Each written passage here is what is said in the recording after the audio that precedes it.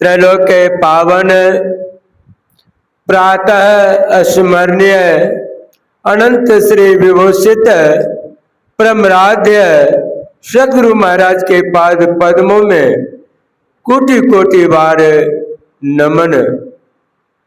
पूज्य महर्षि दल बहादुर जी महाराज के चरण कमलों में कोटि कोटि बार नमन। सत्संग में आए हुए सत्संग प्रेमी महान भावों, माता एवं भक्तिमती बहनों, सबों के अंदर विराजमान परम पिता परमात्मा को कोटि कोटि बार नमन। आज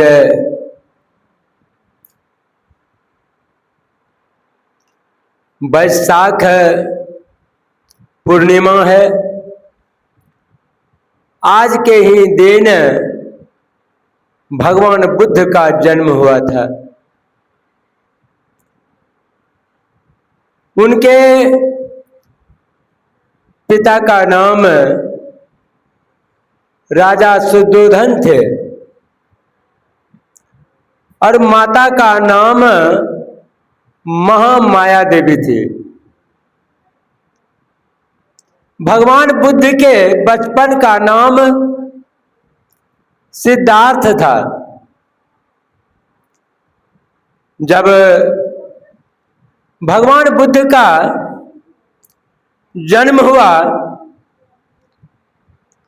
उनके पिता का मन बहुत आनंद से खिल उठा।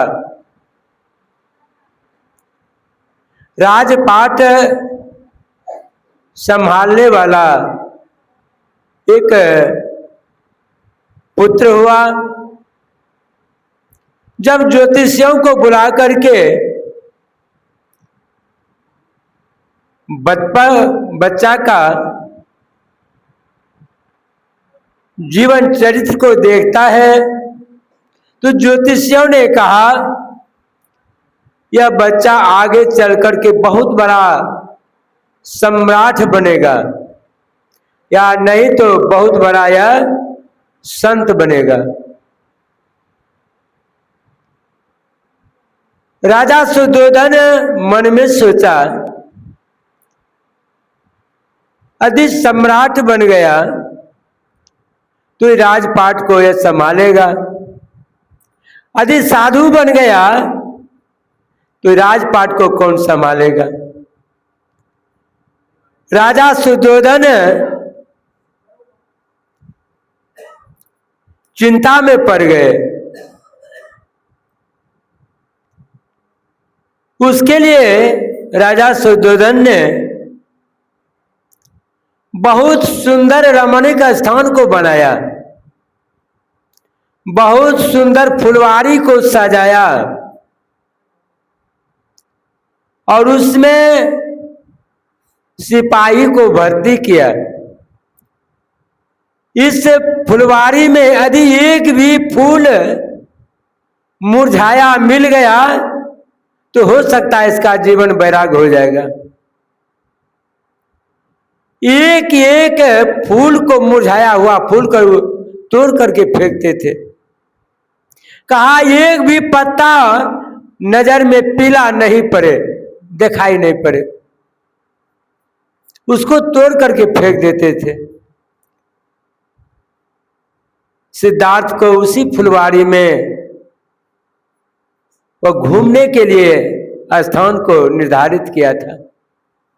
इसी फुलवारी में घूमेगा, मन कम से कम लगा रहेगा और बहुत ऐसे उसमें कुछ परी को उसमें दिया गया था कि जो कि सिद्धार्थ उसमें संलग्न होकर के मन संसार के तरफ रहे, वैराग जीवन में नहीं हो। सिद्धार्थ उसी फुलवारी में घूमता था। घूमते फिरते उसका जीवन बड़ा सुखमय बीत रहा था, खुशी का जीवन बिता रहे थे सिद्धार्थ। एक दिन मन में सोचा, इस फुलवारी में रहते रहते मन कुछ औगता जाता है। इसके लिए मंत्री से कहा, मंत्री आज चलो बाहर घूमने के लिए। कहा ठीक है महाराज चलिए। रथ को सजाया गया। रथ पर चढ़ करके मंत्री ने भगवान बुद्ध को कुछ बाहर तीर्थ करने के लिए ले गया, तीर्थाटन ले गया, जगह जगह घुमाने के लिए ले गया। जैसे कुछ दूर गया ही था, एक व्यक्ति को देखा गड्ढा में गिरा हुआ। कहा मंत्री यह कौन व्यक्ति है, बहुत कराहट कर रहा है, क्या हुआ है इसको? तो मंत्री ने कहा भगवान यह व्यक्ति जो है ना बीमारी ग्रस्त व्यक्ति है, बीमार से दुखी होकर के यह कराहट कर रहा है। भगवान बुद्ध ने कहा मंत्री मनुष्य बीमार भी पड़ता है। कहा हाँ महाराज मनुष्य बीमार भी पड़ता है। यह सोच करके कहा चलो कुछ और आगे की ओर चलो बढ़ो। कुछ दूर आगे ही गया था, एक बूढ़ा व्यक्ति आ रहा था, लाठी के सहारे, कमर झुका हुआ था, झुक करके आ रहा था। कहा मंत्री कौन आदमी है ये झुका हुआ है? कहा भगवान यह बूढ़ा व्यक्ति है। जब मानव बूढ़ा हो जाता है तो कमर टेढ़ा हो जाता है, झुक जाता है, यह झुक गया है। कहा मनुष्य बूढ़ा भी होता है? कहा हाँ भगवान मनुष्य बूढ़ा भी होता है। यह दिमाग में भगवान बुद्ध को घुस गया, प्रवेश कर गया। कहा मंत्री चलो कुछ दूर और चलो आगे बढ़ो। कुछ दूर आगे ही पहुंचा ही था कि एक व्यक्ति को देखा अर्थी लिए आ रहा था। उसके पीछे 150 आदमी पीछे था। राम राम सत्य है, सबका यही गत है करते हुए आ रहा था। भगवान बुद्ध ने कहा मंत्री क्या है, जीवन में कभी नहीं देखा था, लड़कपन बुद्धि था, बचपन था, कभी जीवन में नहीं देखा था। देखा जो सजाया हुआ अर्थी को, दिमाग में आया है क्या चीज है। कहा भगवान यह अर्थी है, इसको ले जा रहा है जलाने के लिए। मनुष्य का शरीर छूट गया है, मर गया है, इसको जलाने के लिए ले जा रहा है। भगवान बुद्ध ने कहा मंत्री मनुष्य मरता भी है? कहा हाँ महाराज मनुष्य मरता भी है। दिमाग में घुसते गया सारी बात को। अंत में भगवान बुद्ध ने कहा मंत्री चलो चलो घर की ओर। आया, फुलवारी में बैठा, दिमाग में घुसने लगा, हर तरह का बात आने लगा, मन चिंतित होने लगा। लेकिन उनके पिता राजा सुद्धोधन हमेशा भगवान बुद्ध का मुंह को देखते थे। जब मुंह को मुरझाया हुआ देखता था तो राजा सुद्धोधन समझते थे कहीं कहीं वैराग न हो जाए। बच्चा जब बिगड़ने लगता है ना तो माता पिता क्या करता है, उसका शादी कर देता है कि परिवार होगा, घर में उलझ जाएगा, घर में मन लगने लगेगा, भागेगा नहीं। वही किया उनका पिताजी ने, भगवान बुद्ध का शादी कर दिया। शादी हुआ, यशोधरा नाम की पत्नी घर आई, बड़ी सुंदर देखने में। वह पत्नी में कुछ दिन रहा साथ में। एक राहुल नाम का पुत्र को जन्म दिया, बड़ी सुंदर गुलाब के फूल के तरह खिलता था पुत्र। इतना सुंदर पुत्र और यशोधरा नाम की पत्नी सारे सुंदरता को, अपने पुत्र के सुंदरता को, राजपाट को त्याग दिए भगवान बुद्ध ने। जब अपना पुत्र का छठी करने लगा न, दीप को जलाया था। दीप जब रात में बुझ गई तो भगवान बुद्ध के दिमाग में आ गया दीप भी बुझ जाता है। दीप को बुझाया हुआ देख करके मन में उसी दिन वैराग हो गया। रात्रि का समय था, अपने बच्चे को और पत्नी को नांगते हुए घर से जो निकला, जाते ही रह गया। जीवन वैराग्य हो गया भगवान बुद्ध का। इतने बड़े राजपाट, सुंदर पत्नी, सुंदर बेटा को त्याग करके जीवन को वैराग बना लिए। जीवन वैराग हो गया। कुछ दिनों के बाद जब भगवान बुद्ध घर वापस आए थे तो पत्नी ने कही थे, बेटा तुमको बचपन में ही छोड़ करके पिता गया है, उससे आधा हिस्सा ले लो। पुत्र आया हिस्सा लेने के लिए, भगवान बुद्ध ने ऐसा ज्ञान दिया कि तुम हिस्सा लोगे। पुत्र भी वैराग हो गया। देखिए जीवन बन गया। ऐसे महान संत भगवान बुद्ध का आज के दिन ही जन्म हुआ था। आज सारे देशों में भगवान बुद्ध के चरित्र का पूजा होता है। हर जगह वस्त्र दान करते हैं, भंडारा होता है।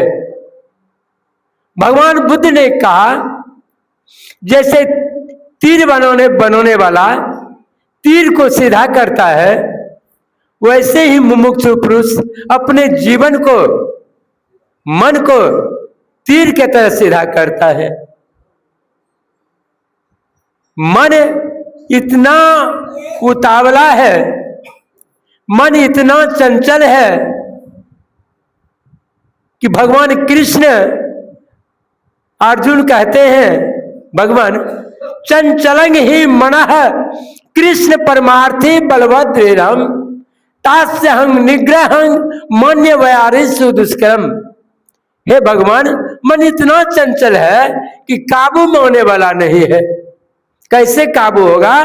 तो भगवान कृष्ण अर्जुन को कहते हैं, अर्जुन यथा सिंहो गजो व्याघ्रो भवे दृश्य सैन्य सैन्य तथैव वायुरंथा हंति साधकम। हे अर्जुन, जिस तरह हाथी सिंह बाघ धीरे धीरे काबू में आता है, हे अर्जुन तुम भी उसी तरह मन को धीरे धीरे काबू करो, तब ही मन यह काबू होने वाला है।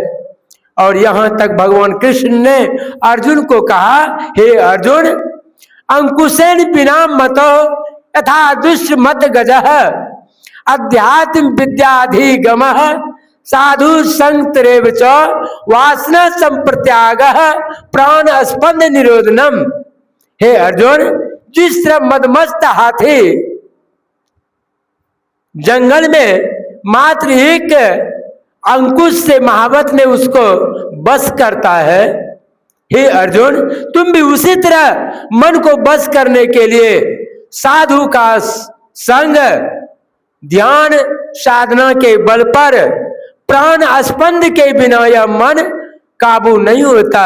इसलिए हे अर्जुन सर्वप्रथम पहले साधु का संग करो। इसलिए कहा साधु नांग दर्शनं पुण्य तीर्थं भूताहि साधवः कालन फलन्ते तीर्थ साधु साधु संगम। साधु का ही दर्शन सबसे बड़ा तीर्थ कहलाता है।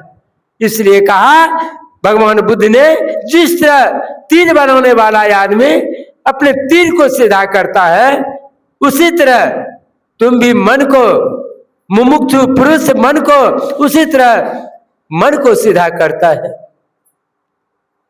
जीवन को बनाने के लिए साधु का संग बड़ी आवश्यकता है।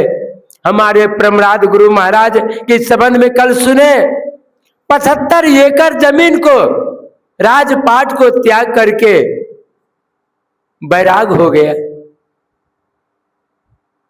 जिसके जीवन में बैराग आ जाता है, राजपाट, धन संपत्ति, पुत्र पत्नी सब नजर में बेकार लगने लगता है, बेकार महसूस होता है। जिसके अंदर भगवान की प्राप्ति होती है, सारा चीज जो है फीका लगने लगता है, सारा चीज फीका हो जाता है।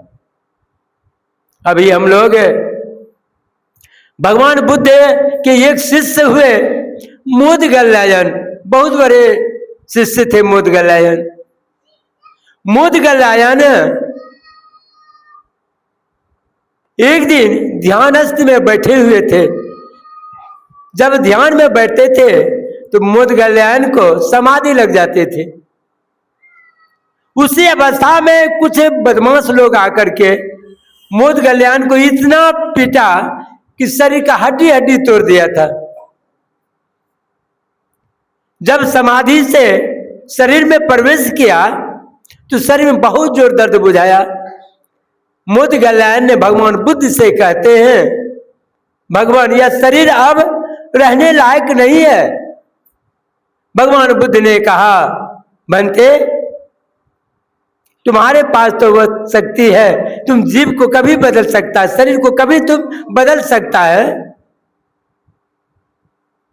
एक शिष्य भगवान बुद्ध से कहा, भगवान इतने पहुंचे हुए संत को यह दशा क्यों? कहा, देखियो यह जो है अपना जीवन में माता पिता को जंगल में छोड़ दिया था, बहुत दुख देता था। जंगली जानवर ने मार करके इनके पिता को खा गया, वही